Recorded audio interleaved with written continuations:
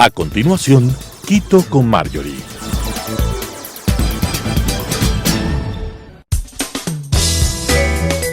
Clasificación A. Apto para todo público.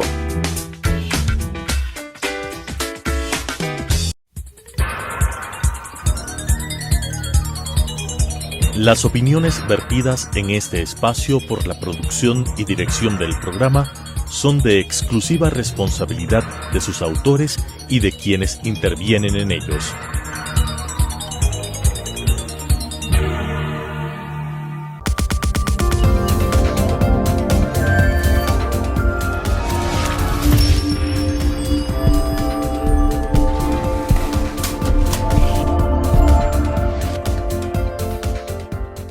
Amigas y amigos, bienvenidos. Soy Marjorie Chávez. Las últimas semanas en nuestro país han estado marcadas por violencia y vimos el lamentable femicidio de María Belén Bernal.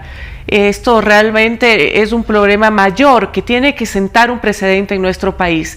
La violencia se legitima y se profundiza por malos roles sociales y las diferencias que existen en la estructura de nuestra sociedad. Y este mal no es menor. Desde el año 2014 se han registrado 1.604 víctimas de femicidio en nuestro país y de estos se han procesado 1.539 casos, y en lo que va de este año 63 mujeres han sido víctimas de femicidio y 247 han muerto por muertes violentas. Así que existen varios factores que influyen en la violencia contra las mujeres, pero sin duda de los más relevantes y complejos de solventar están los anclados en la cultura, las relaciones económicas asimétricas y también en la ausencia de institucionalidad para poder superar la violencia de género. Por ejemplo, la declaración del mecanismo de seguimiento de la Convención Belém do Pará plasma cómo los estados tienen la obligación de adecuar sus estructuras orgánicas, sus procesos y también sus procedimientos y armonizarlos con esta convención. Y para garantizar la debida diligencia y para proteger a las mujeres, niñas y adolescentes contra toda forma de violencia por razones de género. Por supuesto, debiendo prevenir, investigar y castigar los actos de violencia, respondiendo ante las víctimas de actores estatales, no estatales también, y por supuesto particulares. Y este tema es muy profundo y por eso he invitado a la doctora María Dolores Miño, experta en derechos humanos, que pues nos pueda dar sus ideas. Te agradezco muchísimo, Lolo, por acompañarnos. Gracias a ti, Marjorie, por la invitación. Le comento a la audiencia, aunque María Dolores Miño, conocida como Lolo, en realidad no necesita una presentación, pero María Dolores es abogada especialista en derechos humanos y derecho constitucional. Ha trabajado, pues tiene una trayectoria muy amplia en Fundamedios, en la CIDH, también fundó ahora Gentium Law, una firma boutique en constitucional, ambiental y familia. También es docente, por supuesto, y actualmente es candidata al PhD en Derecho por la Universidad Externado de Colombia. Te agradezco, Dolores. No puedo explicar todo tu currículum porque se nos va a los 23 minutos que tenemos. Y te recibo con alegría, pero realmente el tema que tenemos que hablar, pues no lo es. Quisiera que tú podrías comentarnos en términos generales cómo debemos entender a la violencia de género actualmente. ¿Qué parámetros tenemos que considerar cuando hablamos de una cultura machista que aún existe en nuestra estructura, verdad? ¿Y qué crees tú, desde tu experiencia y desde tu academia en general, desde la vida, porque también somos mujeres y hemos vivido violencia, ¿verdad? ¿Cuáles son los temas que más influyen en el Ecuador actualmente para que se perpetúen estas prácticas violentas contra las mujeres? Gracias, Marjorie, por la invitación. Yo también estoy gustosa de estar aquí y también preocupada por el tema que planteas, ¿no? En realidad, la cantidad de mujeres que somos víctimas de violencia crece en Ecuador todos los días, también en la región. Y claro, cuando hablamos, por ejemplo, de temas como ya violencia física, femicidio, lo que estamos viendo es la punta de un iceberg muy complejo que empieza precisamente con hechos que sí son discriminación, pero que además forman parte de una cultura patriarcal plagada de estereotipos que tienen como denominador común entender a la mujer como un ser inferior o como un ser que tiene que estar sometido al hombre. Y quizás quienes nos ven podrían decir, ya, pero la mujer y el hombre hoy son legalmente iguales, pueden acceder a iguales trabajos, por ejemplo, lo cual es cierto parcialmente. Cierto es que en la ley se ha reconocido ya la igualdad entre hombres y mujeres, lo mismo en la Constitución, los tratados internacionales, pero creo yo que el problema que persiste es este enraizamiento, si se quiere, dentro de los patrones sociales, de los estereotipos que de manera recurrente reafirman esta idea de que las mujeres y los hombres no son iguales en derechos, porque esto es importante hacer énfasis, porque mucha gente dirá, bueno, en realidad los hombres y mujeres no somos iguales, biológicamente ciertamente no lo somos, pero precisamente el tema de la igualdad de género pasa por reconocer estas desigualdades biológicas entre hombres y mujeres, tomar medidas adecuadas para que estas desigualdades biológicas que usualmente nos atraviesan más a las mujeres no sean impedimento para ejercer nuestros derechos. Pero entonces tenemos, creo yo, una situación de discordancia entre un marco jurídico y constitucional que pretende darnos a las mujeres un espacio de igualdad en derechos y, por otro lado, ciertas culturas, creencias y estereotipos que no han sido debidamente erradicados y que desafortunadamente no se erradican con leyes, sino más bien con educación y una práctica permanente de sensibilización. Hablamos de ciertas cifras al inicio del programa, pero de este número que es grande, el 80% sabemos que proviene de violencia dentro del hogar. ¿Por qué crees que se producen estos fenómenos? Si tomamos en cuenta que la familia o los amigos son agencias de socialización de todos, ¿verdad?, de los individuos, y que deberíamos estar ante espacios seguros. Lamentablemente no lo estamos, ¿verdad?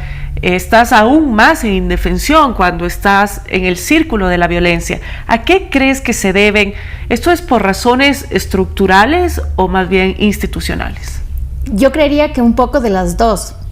Ciertamente en el ámbito doméstico lo que estamos viendo es la materialización de todos estos estereotipos a los cuales yo me refería, pero además con el agravante de que usualmente el espacio doméstico, como muchos otros, como todos diría yo, es un espacio también donde se evidencian las relaciones de poder. Aquí usualmente los hombres tratan de imponer su voz, su voluntad sobre las mujeres, y cuando encuentran resistencia, que usualmente no es una resistencia, digamos, mayor, es una resistencia en el sentido de quiero trabajar, es una resistencia en el sentido de quiero vestirme como a mí me gusta, son cuestiones que son pequeños intentos de autonomía, si se quiere, que de alguna manera tienen esta respuesta violenta, pero la respuesta violenta ciertamente responde a una creencia de que la mujer tendría que estar subordinada al hombre, y la violencia es la respuesta del hombre cuando la mujer, entre comillas, no le obedece. Y claro, esto puede escalar a diferentes niveles, que no solamente es la violencia verbal o la violencia física, sino que puede terminar, como vemos, en la muerte, en el femicidio.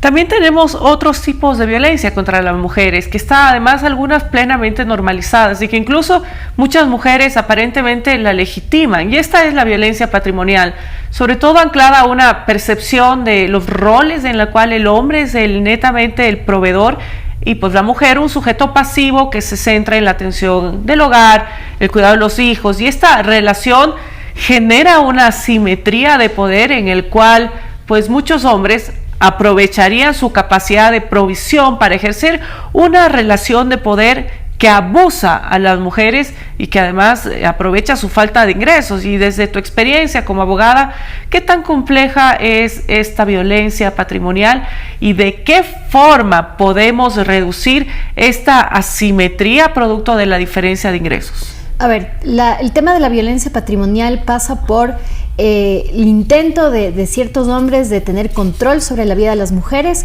a través de la provisión o a través de la retención de dinero, que puede pasar desde no dejarles trabajar, pero también no proveerles con lo necesario cuando las mujeres han asumido totalmente los roles de cuidado y crianza, dejando de un lado su posibilidad de crecer profesionalmente, que creo que esto es muy común, y no solamente uno podría pensar que esto es propio de quizás grupos sociales con un poco menos de educación, y esto no es cierto. En realidad esto ocurre en los diferentes niveles sociales en nuestro país, y uno realmente se asusta de ver personas que uno cree educadas, que uno cree medianamente cultas, ejerciendo esta forma de violencia contra sus esposas, contra sus ex esposas y contra sus hijos. Entonces, nuevamente, la idea de la violencia patrimonial tiene dos objetivos. La primera es una forma de chantaje, digamos, para que las mujeres cedan a ciertas pretensiones de los hombres, y la otra también a veces es una forma de venganza. Por ejemplo, en los contextos de divorcio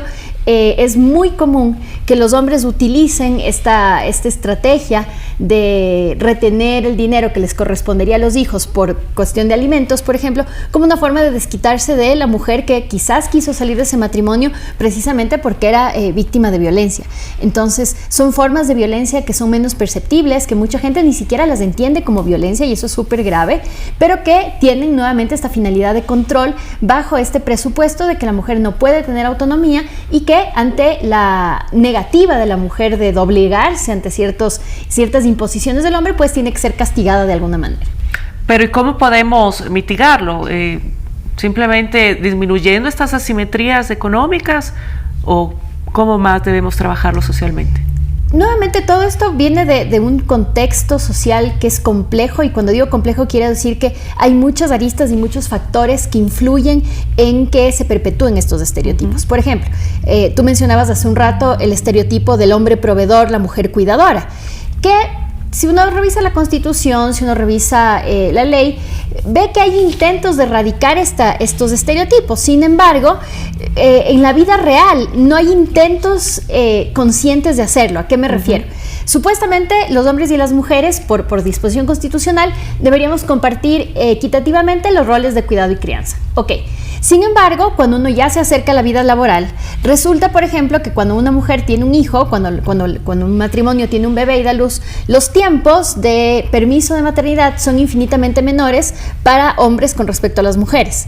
Esto tiene un mensaje atrás, y es que en realidad quien tiene que cuidarse con el bebé es la mujer, no el hombre. Y esto también es creo yo, una discriminación hacia los padres que quisieran pasar tiempo con su hijo, que necesitan este tiempo de adaptación y no lo tienen. Luego, por ejemplo, si ustedes se fijan en el ámbito laboral, el ámbito laboral en realidad en Ecuador es perverso, diría yo, para las mujeres, y en muchos países además, porque se pretende que las mujeres que tenemos hijos trabajemos como si no tuviéramos hijos y fuéramos madres como si no trabajáramos. Entonces es una cultura de verdad perversa de ambos lados, donde tú no puedes de alguna manera, o el aspecto de tu maternidad es un tema casi tabú en el ámbito del trabajo, hasta el punto que cosas que a mí me parecen súper obvias, como por ejemplo, hoy tengo que llevarle a mi hijo al médico, hoy tengo la presentación de Navidad de mi hijo, se vuelven verdaderos problemas y fuentes de angustia para las mujeres, porque dentro de los espacios laborales esto es percibido como falta de compromiso con la empresa, o como una debilidad de las mujeres. Entonces todo esto impide que las mujeres vayan ascendiendo. Y luego, por el lado de la parte del cuidado y crianza también, o sea, los colegios muchas veces a la hora que hacen reuniones, presentaciones, no se dan cuenta que hay mamás que trabajan. Son en horarios de oficina. Entonces muchas veces yo lo he dicho, yo he pensado como en realidad creen que nosotros no trabajamos, de verdad. Entonces yo creo que falta mucho una conciliación, ya no tanto desde la ley, pero sí desde lo social, desde los ámbitos laborales, educativos, por ejemplo, hacia permitir que las mujeres puedan cumplir ambos roles, porque no son y no deberían ser excluyentes, sin que eso genere angustia, sin que eso genere discriminación, y sin que esto nos robe incluso parte de nuestra estabilidad emocional. Y Lolo, en estas semanas ha sido evidente los problemas de nuestras instituciones para enfrentar con eficacia el tema de la violencia de género. Y si bien existe la ley orgánica para erradicar la violencia de género, que es de noviembre del 2018, y somos parte de tratados y convenciones internacionales y demás, digamos, está desarrollada la normativa, es perfectible, por supuesto, no logramos dar un avance realmente significativo, sustantivo en lo que es la lucha contra la violencia de género. ¿Cuáles crees que son los problemas relacionados con las instituciones, o es falta de voluntad política, quizá, ¿cómo podemos decirlo? Y ¿qué implementación podemos llevar a cabo para realmente tener resultados? ¿Qué buenas prácticas han dado un análisis comparado en este sentido? ¿Qué más podemos y debemos hacer? A ver, lo primero creo yo es entender que no estamos frente a un escenario de ausencia de leyes.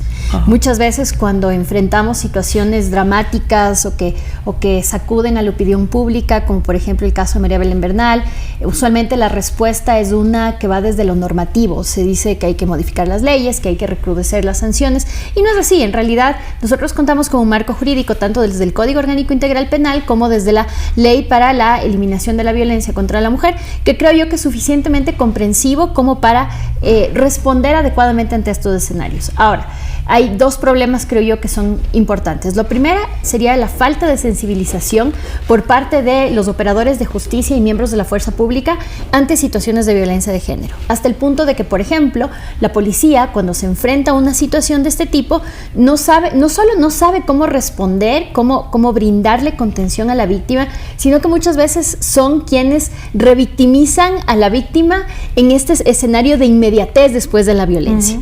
Yo he tenido casos donde, por ejemplo, a víctimas de violación, los policías que acuden al hecho les empiezan a tomar fotos y empiezan a subir estas fotos en redes sociales, que es impensable, pero eso parte de que tenemos funcionarios públicos que no están capacitados para cumplir sus funciones con una perspectiva de género. Y cuando hablo de perspectiva de género no me refiero a darles un cursillo donde les van a dar X conceptos, donde les van a decir la Convención de la CEDAW dice esto, Belém do Pará dice esto, sino un proceso de verdadera sensibilización desde lo emocional, si quieren ustedes, para que ellos entiendan, se duelan y se solidaricen con las víctimas.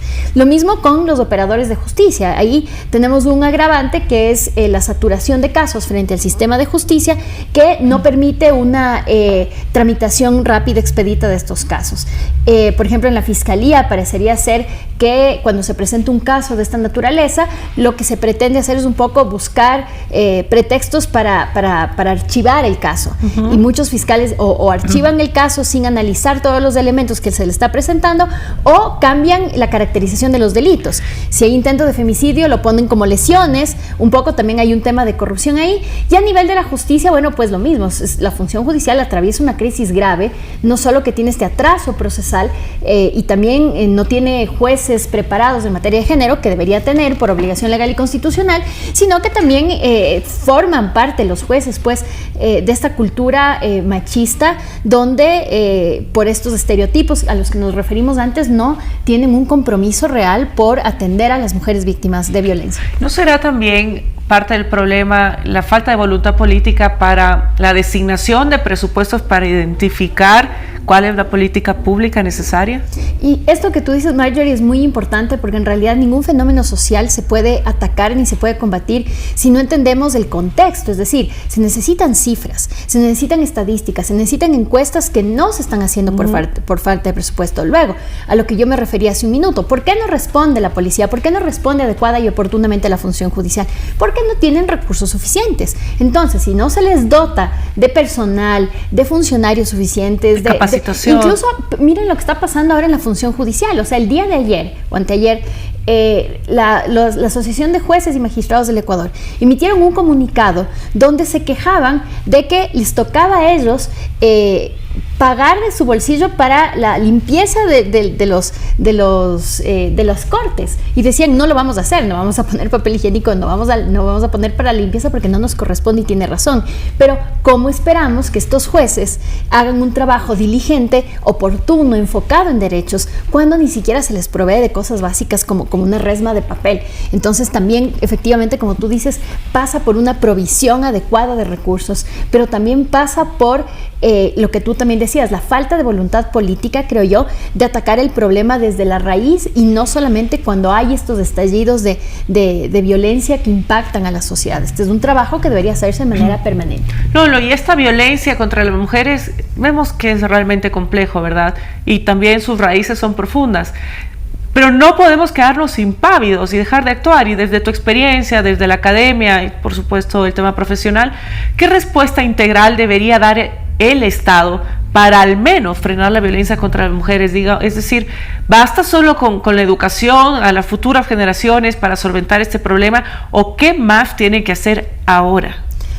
Y como tú dices, Marjorie, en realidad la respuesta, la palabra clave que tú utilizaste es integral. ¿Qué quiere decir esto? Que no basta con una solución de solamente una vía, sino que supone la adopción de diferentes medidas precisamente de cara a atacar las diferentes formas, fuentes y orígenes de la violencia. Por ejemplo, la violencia tiene raíces que tienen que ver con lo económico. Por ejemplo, las familias con menos capacidad económica quizás son más propensas a que haya exabruptos de violencia, porque estas situaciones de tensión entre las parejas se agravan precisamente cuando hay problemas económicos y eventualmente tienen estos estallidos de violencia. Entonces, trabajar, por ejemplo, en lo social. Luego también es un tema de educación, y la educación, como digo, no solamente tiene que ser una transmisión formal de conocimiento, sino también un proceso de sensibilización. ¿Qué más?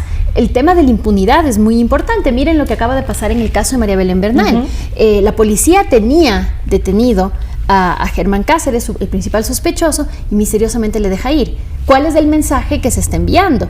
Que cuando un femicidio se ha cometido por parte de un miembro de la autoridad pública, pues esta persona contará con la ayuda posiblemente de sus compañeros para escapar. El mensaje es gravísimo, porque lo que se está transmitiendo es posible matar a una mujer en el Ecuador y salir impune.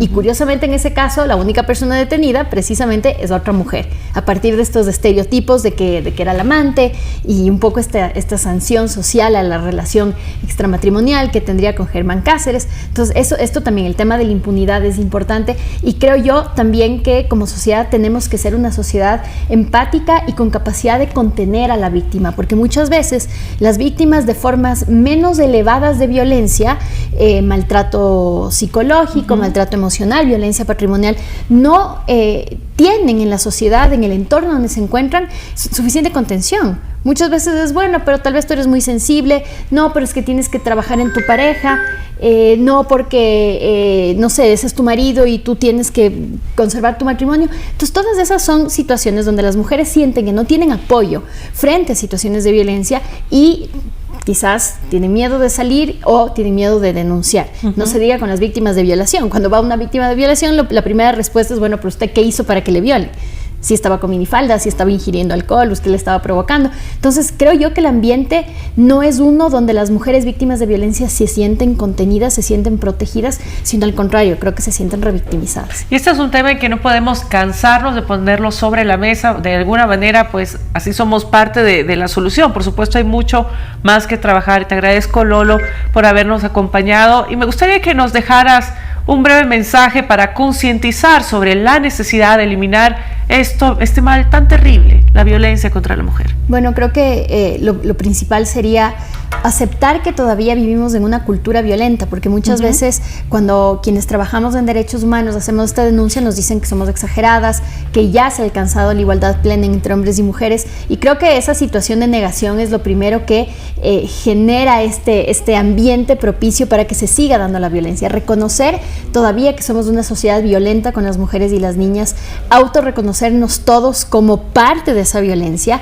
tomar los correctivos, porque las mujeres también podemos ser parte de esa violencia, tomar los correctivos y sobre todo exigir, creo yo, de nuestras autoridades más diligencia a la hora de investigar, así como somos diligentes exigiendo que las autoridades investiguen casos de corrupción y estos delitos asociados con el erario público. También sería interesante que ese mismo afán ocurra cuando se trata de violaciones a derechos de las mujeres, y no solamente cuando hay una mediatización del caso, sino en general, exigir a las autoridades que cumplan con su deber de protegernos desde las diferentes ramas del poder público que le corresponde. Muchas gracias, Lolo. Y amigos, si el Estado es incapaz de entender que la violencia contra las mujeres es un problema real, realmente estamos arando en el mar y cosechando en el viento.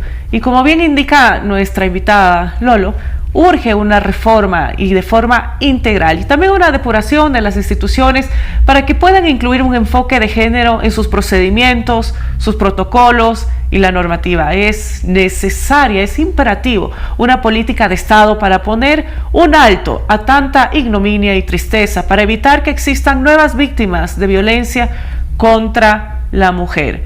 Nunca más cuenten con nuestro silencio. Lo he dicho en este espacio varias veces y lo seguiremos diciendo y seguiremos luchando hasta no tener más víctimas de violencia. Y de mi parte, amigos, hasta la próxima semana. Espero que este programa haya sido de su interés. Soy Marjorie Chávez. Un abrazo.